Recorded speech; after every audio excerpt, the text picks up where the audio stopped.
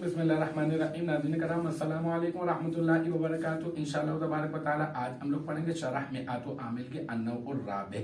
अब तक इस सिलसिले में हम लोग 5 वीडियो बना चुके हैं। इंशाअल्लाह तबारक व तआला ये होगा हमारा पार्ट नंबर 6। अब तक मैं आपको बता चुका कि ऐसे उरूफ जो इसम को नसब देते हैं 7 होते हैं, उसमें अलवावु के बारे में बता चुका। और ये जो है बावाना माआ होता है, इसकी मिसाल भी मैंने आपको दे दी। आज हम लोग इल्ला के बारे में पढ़ेंगे। आज की हमारी इबारत है इल्ला व इया लिल इस्तिस्ना ई।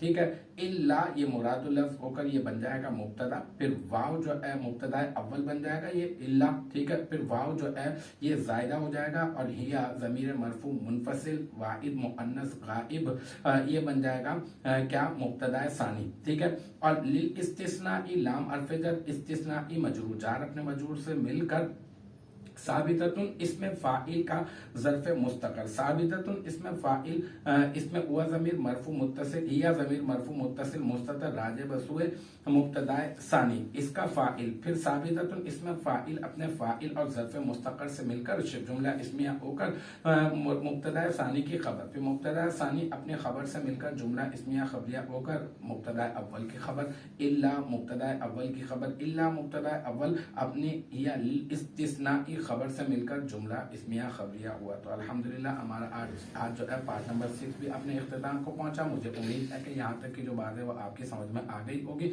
इंशाअल्लाह तबारक व तआला नेक्स्ट टाइम अगली वीडियो अगली क्लास के साथ मुलाकात होगी। जब तक आप अपना बहुत ख्याल रखिएगा। आखिर दावाना अनिल हम्दुलिल्लाहि रब्बिल आलमीन।